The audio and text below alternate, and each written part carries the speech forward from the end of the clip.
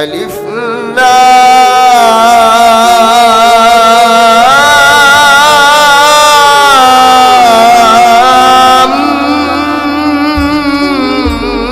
মিম।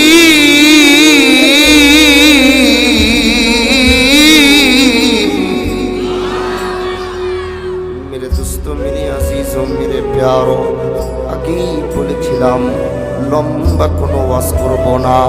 আল্লাহর কোরআনের জন্য আজ মনটা খুলে দাও, আল্লাহর কোরআনের জন্য দিলটা খুলে দাও। পর্দার আড়ালে যে মা বোনরা রয়েছেন, মনটা লাগিয়ে কথাগুলো একটু বোঝার মতো চেষ্টা করবেন। আল্লাহ এই তিনটা হরফ দিয়ে আল্লাহ কোরআনকে শুরু করেন, সূরা বাকারা শুরু করে। কিন্তু বন্ধু, মুফাসসিরে কেরাম যারা আল্লাহর কোরআনকে তাফসীর করেছে, তাদের এক একজনের ইলম দিয়ে এক একজন এক একটা আয়াতের কেউ 1 পৃষ্ঠা তাফসীর করেছে, এক একটা আয়াতের কেউ 2 পৃষ্ঠা তাফসীর করেছে, এক একটা আয়াতের কেউ 3 পৃষ্ঠা তাফসীর করেছে। কিন্তু আমি যদি আপনাকে জিজ্ঞাসা করি, ভাই আপনি বলেন না আল্লাহ আলিফ দিয়ে কি বুঝাইছে? আপনি বলবেন জানি না। আমি বলবো বলেন না ভাই আল্লাহ লাম দিয়ে কি বুঝাইছে? আপনি বলবেন জানি না। বলবো ভাই বলেন না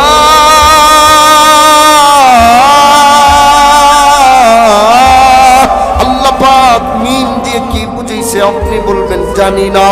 আপনি কেন ভাই? আমি দুনিয়ার সবচেয়ে বড় আলেমের কাছে যাব, সেও বলবে আমি জানি না। আমি দুনিয়ার সবচেয়ে বড় মুফতির কাছে যাব, সেও বলবে জানি না। আমি দুনিয়ার সবচেয়ে বড় মুফাসসিরের কাছে যাব, সেও বলবে জানি না। তাহলে বন্ধু, এবার সবাই একভাবে একরকম বলে আল্লাহু আ'লামু বিমুরাদি। আলিফের অর্থ আমার আল্লাহ ভালো জানে, লামের অর্থ আমার আল্লাহ ভালো জানে, মিমের অর্থ আমার আল্লাহ ভালো জানে। তার মানে কোরআনের এই আয়াত, এই হরফগুলোর মাধ্যমে আল্লাহ পাক কোরআনের শানকে বাড়াইছেন, কোরআনের মানকে বাড়াইছে। আল্লাহ বলে যতটুক বুঝতে দিলাম বুঝতে পারলাম, যতটুক আমার কাছে রাখলাম গোটা দুনিয়া মিলাও তোমরা বের করতে পারো না।